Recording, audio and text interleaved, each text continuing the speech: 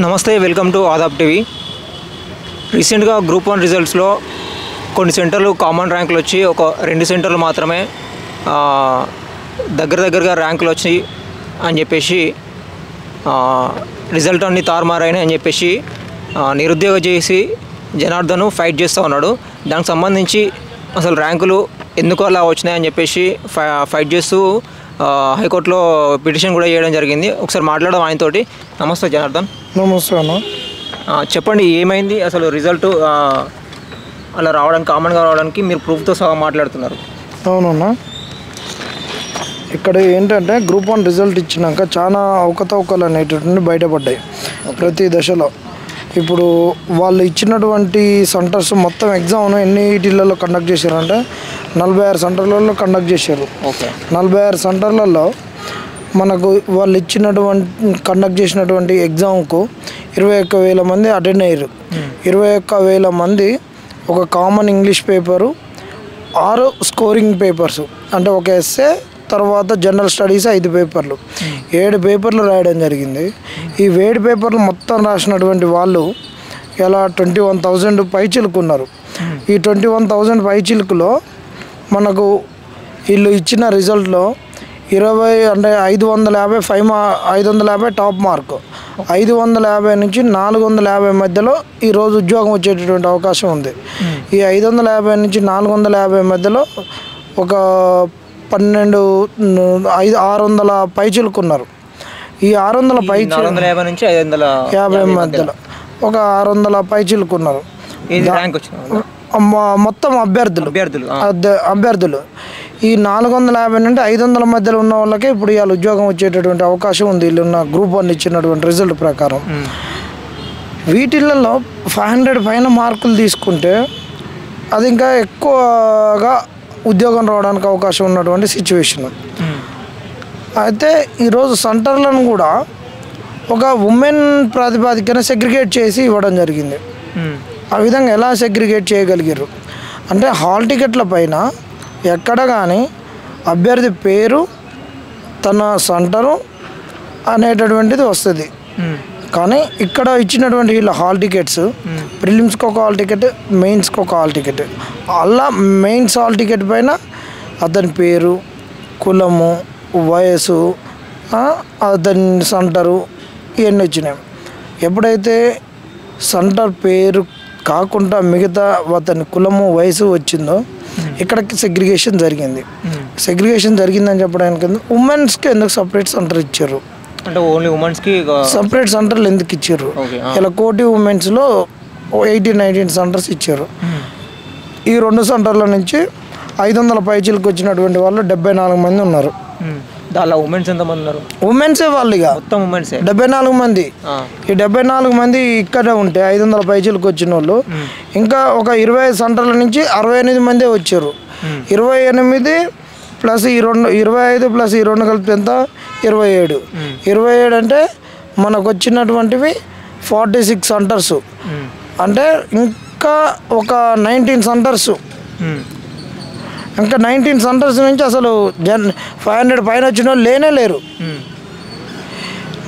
ఇంత దారుణం. ఇంకా దాదాపు 20 సెంటర్లలో 46 సెంటర్లలో ఎగ్జామ్ పెడితే దాదాపు 20 సెంటర్లు అంటే 19 సెంటర్లలో 500 పైన వచ్చిన వాళ్ళు లేరు. ఈ సెంటర్లలోనే ఎందుకు వచ్చారు? 2 సెంటర్ల నుంచి 74 మంది. ఇవాళ ఉమెన్ కాబట్టి ఖచ్చితంగా ఏదో ఒక దాంట్లో సర్వీస్ వస్తూనే ఉంటుంది. వీళ్ళు వచ్చినటువంటి వాళ్ళు ఎక్కువ మళ్ళీ ఓపెనే ఉన్నారు. ఉమెను మళ్ళీ ఓపెను. ఎంత దౌర్భాగ్యం అంటే ఈరోజు రిజల్ట్స్ అంత దౌర్భాగ్యమైనటువంటి స్థితి. చూడండి, ఈరోజు ఉన్నటువంటి సెంటర్ల వైజ్ మేము ఇట్లా ఇచ్చినాం, ఎవరెవరికి ఎన్ని మార్కులు వచ్చినాయి, ఏ సెంటర్లో ఏంటి అనేది చెప్పినాం. ఇవాళ అత్యధిక మార్కులు వచ్చిన సెంటర్లలో గట్కేసర్ నుండి 7 సెంటర్లు ఉన్నాయి. 7 వీటిల్లో సెంటర్ కోడ్ 10లో 13 మంది, 46 ఇట్లా అన్నీ రాసుకుంటూ వస్తే మనకు ఎక్కువగా వచ్చినటువంటి వాళ్ళు మొత్తము ఈ బెల్ట్లో ఉన్నారనమాట. ఈ ఏరియాలో ఉన్నటువంటి సెంటర్లు ఇది. ఇగో ఈ కలర్లో ఉన్నటువంటి కోటి ఏరియాలో వచ్చిన సెంటర్లకి వెళ్ళి ఎక్కువ మంది 500 పైన వచ్చినాయి. ఎక్కువ మంది క్వాలిఫై అయ్యారు కూడా. మరి ఎందుకు ఇట్లా జరిగింది ఇప్పుడు కొత్త ప్రభుత్వం వచ్చిన తర్వాత జాబ్ క్యాలెండర్ ప్రకటించి పకడ్బందీగా మీరు ప్రిపరేషను అంతకుముందు డిలే అయినా కూడా ఇప్పుడు డిలే కాకుండా పకడ్బందీగా నిర్వహిస్తా అని చెప్పేసి అప్ టు డేట్తో సహా ప్రకటించి క్యాలెండర్ విడుదల చేసి ఎగ్జామ్స్ నిర్వహిస్తారు. అయినా కూడా ఎందుకు ఇలా జరిగిందండి? ఈ వాళ్ళకు దీని మీద ఒక చిత్తశుద్ధి లేదు ఈ ప్రభుత్వానికి. కేవలం మాటలు మాట్లాడుతుందుకే ఉన్నారు. అప్ టు డేటు ఎలాంటి డిలే లేకుండా అన్నారు. అందుకే సంతోషపడి ఓట్లు వేయించినాం. కానీ వీళ్ళు వచ్చినాక ఇచ్చినటువంటి 2 జాబ్ క్యాలెండర్లు, మరి మొదటి జాబ్ క్యాలెండర్ ఎందుకు ఇంప్లిమెంట్ చేయలేదు?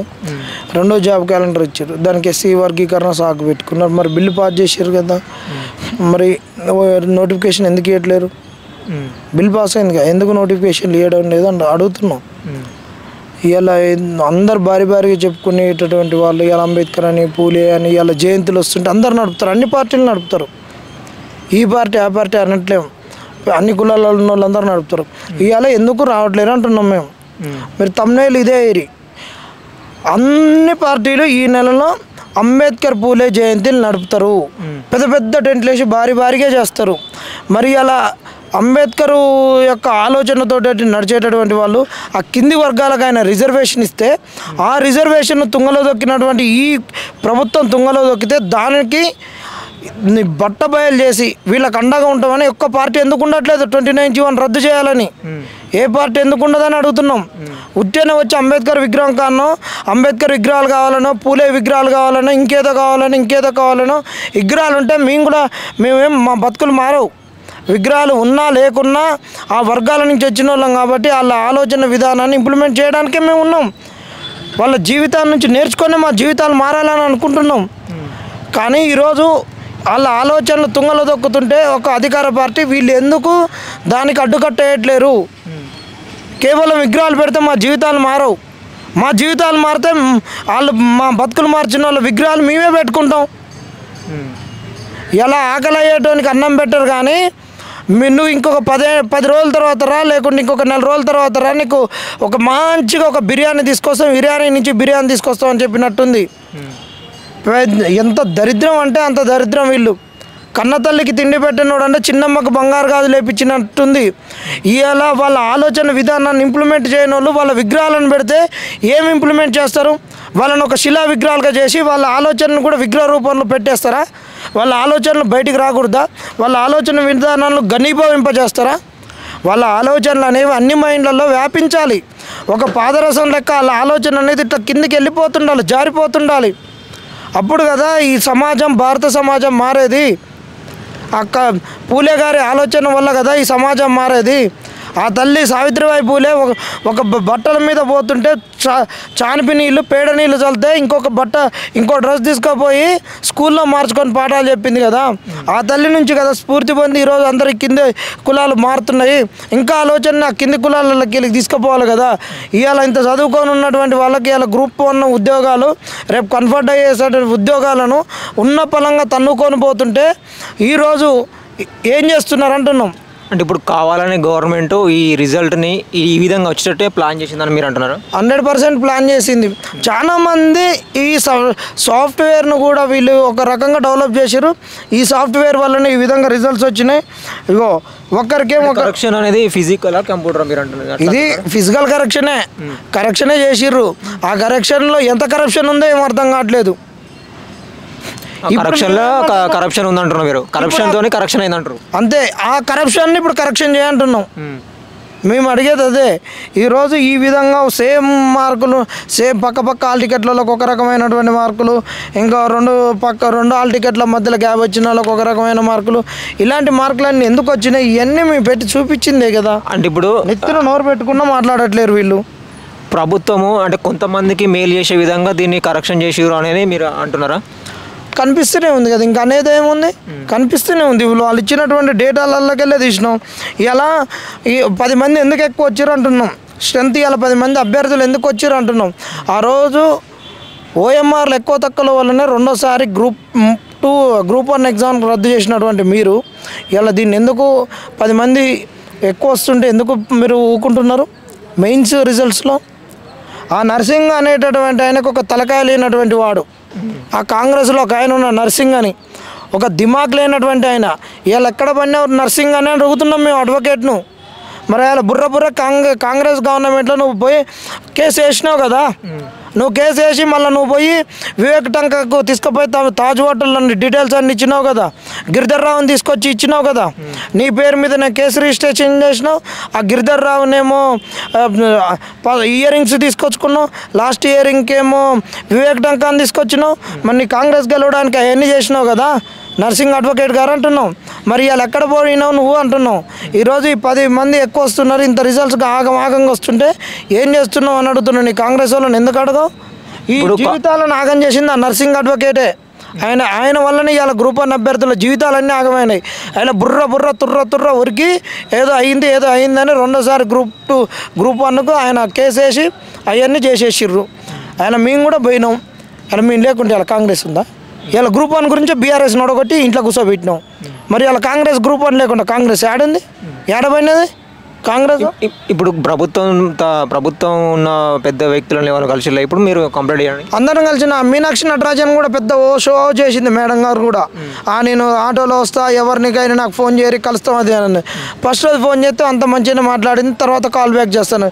ఇంతవరకు దిక్కులేదు దివాన్. మీరు నేనే మాట్లాడినా మీనాక్షి నటరాజన్ గారితో. మేము మళ్ళీ మాట్లాడితే కాల్ బ్యాక్ చేస్తాను. ఇంతవరకు దిక్కులేదు దివాన్ లేదు. ఫస్ట్ వచ్చింది అంతే. మరి కాంగ్రెస్ హెచ్సీ వాళ్ళ దగ్గర పోయినాయి, ఇవాళ అశోక్ నగర్కి ఎందుకు రావట్లేదు? హెచ్సీ వాళ్ళు తీసుకొచ్చిర్రా నీ ప్రభుత్వాన్ని? మంచిదే, ఆడ తప్పు జరిగింది, పోయినా స్పందించినాం. వాళ్ళ విద్యార్థులు వాళ్ళని కొట్టడం తప్పు, మేము కూడా ఖండించినాం, వాళ్ళ మద్దతుగా ఉన్నాం. వాళ్ళ దగ్గర పోయినాం. మరి మేము కనిపించట్లేదా నీకు? నీ ప్రభుత్వానికి ఎవరిని కనిపెట్టి? నీ ప్రభుత్వం వస్తుంది, కష్టపడ్డాం, అశోక్ నగర్లో ఉన్నాగా, ఇక్కడ మీ కన్నీరు గారుస్తున్నాగా, మేము కనిపించట్లేమా? ఇప్పుడు కాంగ్రెస్ పార్టీ యూత్ విభాగం ఏదైతే ఉందో దానికి సంబంధించి స్టూడెంట్స్ లీడరు వాళ్ళని సంప్రదిస్తే ఏమన్నారు? ముఖ్యమంత్రి కన్నా దిక్కులేదు అనలేదు, పీసీసీ దగ్గర ఏది లేదు, ఇన్ఛార్జ్ దగ్గర ఏది లేదు. ఇంకా వాళ్ళు ఏం చేస్తారు? ఎవరేం చేస్తారు చెప్పరు? ఇప్పుడు అటెండర్ చేస్తాడా పని? కలెక్టర్ చేస్తాడా? ఫైల్ మీద సంతకం పెట్టేది వాళ్ళు కలెక్టర్ పెడతాడు, అటెండర్ కాదుగా. మరి ఇప్పుడు వీళ్ళు చేయనప్పుడు యూత్ లీడర్లు ఏం చేస్తాడు? చేయాల్సింది, నిర్ణయం తీసుకోవాల్సింది సీఎం, లేదంటే సీఎంకి చెప్పాల్సింది ఇన్ఛార్జ్. ఎమ్మెల్సీ బల్మూరు వెంకట్ ఉన్నాడు, ఎమ్మెల్సీ మన మండలి సంబంధించి అధికారికంగా ఉన్నాడు. మన ఎన్నికల ముందు కూడా మీకు దగ్గర వచ్చి మాట్లాడండి కదా యూత్ గురించి, మన నిరుద్యోగ సంబంధించి సమస్య గురించి మాట్లాడండి కదా, మీరేం కలవలేదా? ఇప్పుడు బల్మూరు వెంకట్, రియాజు వీళ్ళందరూ ఎవరు లేరండి, వాళ్ళందరూ వేస్ట్. ఇది హై-ఎండ్ ఉద్యోగాలు, రాష్ట్రంలోనే అత్యున్నతమైన ఉద్యోగాలు. వీటికి మొత్తం కూడా సీఎం స్థాయిలోనే జరుగుతాయి, అక్కడి నుంచి పెద్దల నుంచి జరుగుతాయి. ఇక్కడ వీళ్ళని ఇక మాట్లాడేది లేదు, వీళ్ళతోటి ఏది కాదు. వీళ్ళ గురించి మాట్లాడి వేస్ట్, అనవసరం. ఇప్పుడు సీఎం అంటే ఇప్పుడు మా విద్యాశాఖ కూడా సీఎం రేవంత్ రెడ్డి గారి దగ్గరనే ఉన్నది. మరి ఇప్పుడు దాన్ని కూడా మేము పకడ్బందీగా ఆగరణ పెట్టుకుంటా అని చెప్పేసి చెప్పిండు ఆల్రెడీ. మరి పకడ్బందీనే పెట్టుకుంటాడు విద్యాశాఖను, ఓనికిస్తాడు పకడ్బందీగానే తాళాలు వేసి పెట్టుకుంటాడు. ఏం చేసిండు? పకడ్బందీ ఉన్నది కాబట్టికే కదా ఆయన దగ్గర పకడ్బందీకి ఎటు పోకుండా పదిలంగా పదవి ఉన్నది కాబట్టి ఇవాళ స్కూళ్ళన్నీ మూతపడుతున్నాయి. ఇవాళ డిఎస్సీలో మెగా డిఎస్సీ ఇస్తే ఇవ్వలేదు. ఇవాళ గురుకులాలలో మళ్ళీ అదేవిధంగా ఎలకలు వస్తున్నాయి, కుక్కలు వస్తున్నాయి, అన్నీ వస్తున్నాయి, ఫుడ్ పాయిజన్లు అవుతున్నాయి, అన్నీ అవుతున్నాయి. ఇంతవరకు ఫీజు రియంబర్స్మెంట్ ఇవ్వలేదు. బీటెక్ అయిపోయి 2 సంవత్సరాలు అయినా మనకి ఫీజులు ఇవ్వలేదు. ఏమి ఇచ్చిండు చెప్పు? ఆయన ఏం చేసిండని అడుగుతున్నావు. విద్యాశాఖకి ఏం సంస్కరించిండు? ఇలా యూనివర్సిటీలకు ఏమన్నా ఎక్కువ నువ్వు మొన్న బడ్జెట్లు ఇచ్చినావా? విద్యాశాఖకి ఎక్కువ ఏమన్నా ఇచ్చినావా? నువ్వు ఇప్పుడు 2 ఏళ్ళ సంది ఫీజు రియంబర్స్మెంట్ చేసినావు, ఇది 2వ సంవత్సరం. ఏం చేసినావు? అదనంగా నువ్వేమన్నా గవర్నమెంట్ యూనివర్సిటీలకు ఏమన్నా చేసినావా? ఏదన్నా గవర్నమెంట్ యూనివర్సిటీలో అదనంగా ఒక ఇంజనీరింగ్లో ఏ బ్రాంచ్ని తీసుకొచ్చినావా? లేకుంటే డేటా సైన్స్ బ్రాంచ్ని తీసుకొచ్చినావా? పెద్దగా ఒక బ్రాంచ్కి సపరేట్ ఎస్టాబ్లిష్మెంట్ ఏం చేసినావు? సైన్స్లో కానీ బేసిక్ సైన్స్లో ఇంకేమన్నా చేసినావా? దేంట్లో ఏం చేసినావు నువ్వు? యూనివర్సిటీకి ఏమన్నా అదనంగా ఏమన్నా బిల్డింగులు తీసుకొచ్చినావా? ఏమన్నా ఫ్యాకల్టీలను అప్పుడే రిక్రూట్ చేసినావా? ఏం చేసినావు? ఫ్లాగరిజం మిషన్స్ ఏమన్నా తెచ్చినావు పిహెచ్డీలు చేసుకుంటేందుకు? ఇప్పుడు సీఎం రేవంత్ రెడ్డి గారు విద్యాశాఖ ఆయన దగ్గర పెట్టుకొని పకడ్బందీగా నిర్వహిస్తామని ఒక కంటిన్యూ చేసుకుంటా జాబ్ క్యాలెండర్ కూడా రిలీజ్ చేసుకుంటా ఎగ్జామ్స్ పెట్టుకుంటూ పోతుండు. ఇప్పుడు దీనికి సంబంధించి మీరేమో కోర్టులు వేసిర్రు, కోర్టు నుంచి ఎటువంటి స్పందన ఉంది? కోర్టు నుంచి మంచిగా వస్తుంది అనుకుంటున్నాం. ఎట్లా వచ్చినా పోరాడేదే. పోరాడకుండా ఉండలేం కదా. ఇప్పుడు ప్రాసెస్ ఉంటుంది, ఎకరాకు వచ్చింది ఏమని అంటే ఏమని ఇప్పటికే 5 కేసులు పడ్డాయి. వాళ్ళు ఇంకా కౌంటర్ ఇవ్వకుండా ఇప్పుడు వెకేషన్ రాగానే పెట్టుకుంటా అంటే ఈసారి అట్లా పెడతాంటే ఒళ్ళు వాళ్ళకి దిబ్బి ఈ కాంగ్రెస్ వాళ్ళకు బీజేపీ వాళ్ళు బీఆర్ఎస్ వాళ్ళు అందరూ బయటికి రావాలి. వీళ్ళని వదిలిపెట్టే ముచ్చటే లేదు. మేము బహిరంగ సభ పెడతాం ఇదే ఇందిరా పార్క్ దగ్గర. మా గోడును ఈ తెలంగాణ సమాజానికి వివరిస్తాం. మీ సహకారం కూడా అవసరం. మెయిన్ స్ట్రీమ్ మీడియా ఎందుకు రావట్లేదు అర్థం కావట్లేదు మాకు. ఇప్పుడు మీరు ఒక్కరే మాట్లాడుతారు, ఇంకా లీడర్స్ ఎందుకు రావట్లేదు? వేరే వాళ్ళు స్టూడెంట్ రిజల్ట్ వచ్చిన తర్వాత కొంతమంది స్టూడెంట్స్ కానీ బయటకు వచ్చి ఎందుకు మాట్లాడు? అందరూ వస్తూనే ఉన్నారు. కాకపోతే మీడియాల దగ్గర మేము ఇక్కడనే ఉన్నాం కాబట్టి ఉన్నాం. ఇప్పుడు అందరూ ఇళ్ళలో వేరు, ఇళ్ళ ఎక్కువ మంది గ్రూప్ అని అంటేనే ఉద్యోగులు ఉంటారు. ఎక్కువ అది కనబడతలేదు. ఓన్లీ మీరే ఎందుకు మాట్లాడుతున్నారు? అశోక్ నగర్ కాల్ చేసిన ప్రెస్ క్లబ్ కాడ ఆడ పెడితే అందరు వస్తారు. ఇళ్ళకి పోయిర్రు. ఎందుకు కనిపించట్లేరంటే మరి నువ్వు జాబ్ క్యాలెండర్ వేయలే కదా. మరి రెండో జాబ్ క్యాలెండర్ ఆడ పెట్టుకున్నావు. మరి మాకైతే వెళ్ళాం. మరి మీకు మీడియా వాళ్ళకి పిలిచి అని ఇచ్చిండే మరి మీ ఇంట్లో తొలగించుకోమని. మాకైతే ఆ క్యాలెండర్ లేదు, అలా డేట్లు పబ్లిక్ డొమైన్లో పెడతారు కదా. పబ్లిక్ డొమైన్ ఏం పెట్టిండు? క్యాలెండర్లో డేట్లు ఉండాలి. డేట్లు లేదు అదేమైతే చిత్కాయితం అవుతుంది. అల్లు ఒకటి లేదా అన్అఫీషియల్గా కూడా అది ఆల్బమ్. అది ఏమో కాంగ్రెస్ వాళ్ళ ఆల్బమ్ ఏమో. అది కాంగ్రెస్ వల్ల ఒక ఫోటోషూట్ ఆల్బమ్ ఏమో. ఆ క్యాలెండర్ అంటే 12 పేజీల ఫోటోషూట్ ఆల్బమ్ పెట్టిర్రేమో. రేవంత్ రెడ్డి ప్రమాణ స్వీకారం చేసింది, పాదయాత్ర చేసింది, రాహుల్ గాంధీ జోడో యాత్ర ఇవన్నీ పెట్టుకుర్రేమో వాళ్ళందరూ కాంగ్రెస్ వాళ్ళే. ఇప్పుడు దీని మీద ఈ రిజల్ట్ అయితే ఏదైతే ఉందో దీనికోసం మీరు అంటే ధర్నా చెప్తారా? ఏం చేయబోతున్నారు? ధర్నా చేస్తాము, కోర్టులో కొట్లాడుతున్నాము. కార్యాచరణ అనేది ఉధృతంగా నడుస్తూనే ఉంది, ముందుకు తీసుకెళ్తుంది దీన్ని ఇంతే.